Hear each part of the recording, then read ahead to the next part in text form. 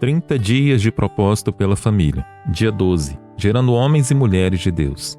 Trazendo à memória a fé não fingida que em ti há, a qual habitou primeiro em tua avó Lóide e em tua mãe Eunice, e estou certo de que também habita em ti. 2 Timóteo, capítulo 1, verso 5. Talvez depois do apóstolo Paulo, o jovem Timóteo seja uma das figuras mais marcantes da igreja neotestamentária. Filho de pai grego e mãe judia, se converte ao cristianismo no final dos anos 40 do primeiro século. Tem a sua fé norteada pelos ensinos e práticas de sua avó Lóide e sua mãe Eunice. Em meados da década de 50 do primeiro século, na segunda viagem missionária de Paulo, o apóstolo resolve levá-lo consigo e, para ser aceito como judeu por onde fosse, ele foi circuncidado. Por aproximadamente 5 anos esteve na companhia de Paulo pela região da Ásia Menor e Grécia, nas cidades como Galácia, Filipos, Tessalônica, Atenas, Corinto, Éfeso e Antioquia. Devido ao seu comprometimento e zelo com a obra do Senhor, foi designado como meu cooperador pelo apóstolo Paulo em Romanos capítulo 16, verso 21.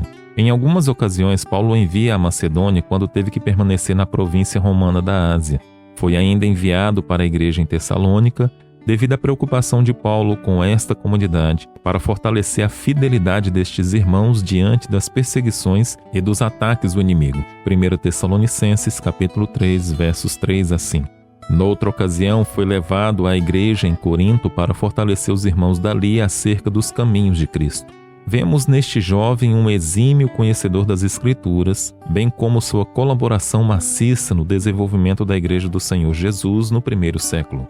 O Novo Testamento ainda nos apresenta 2 epístolas, conhecidas como epístolas pastorais, endereçadas a este jovem, orientando-o sobre a tendência moderna propagada, bem como fortalecê-lo quanto aos desafios e cuidados pastorais.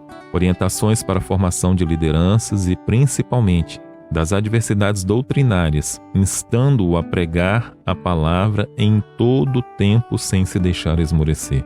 Timóteo foi um grande homem de Deus na vida da igreja, e isto se deve primeiramente à fé ensinada e praticada na sua família, por sua avó e por sua mãe. Mesmo seu pai sendo grego, ou seja, de uma base religiosa divergente das Sagradas Escrituras, o exemplo de fé de sua genitora foi mais forte. Por quê? Porque toda fé genuína tem a palavra de Deus como base principal, bem como uma vivência diária sem fingimento. Nossos filhos propagarão a fé e espiritualidade que verem em nós, pais. Para eles, somos a Bíblia aberta todos os dias, que lerão com base em nossas ações, falas, atitudes, posicionamentos, etc. Timóteo era marcado por uma fé não fingida, ou seja, uma fé sem hipocrisia, sem disfarces, genuína que era natural no seu dia a dia, convivendo com a sua avó e sua mãe.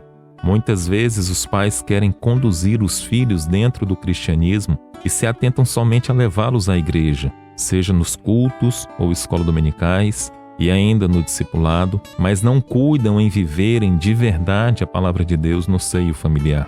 Podemos ter em nossa família grandes homens e mulheres de Deus que serão verdadeiros instrumentos do Senhor, propagando o seu amor e seu reino numa proporção inimaginável por nós, e que estes podem não chegarem a tal dimensão, porque seus pais e até mesmo avós podem estar vivendo um evangelho superficial e vazio.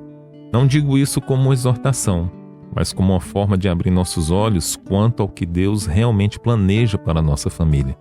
A Igreja do Senhor é um ser vivo em constante crescimento e que tem sempre a necessidade de admissão para obreiros para a grande seara, como o próprio Jesus nos diz. Rogai, pois, ao Senhor da seara que mande ceifeiros para a sua seara. Mateus, capítulo 9, verso 38.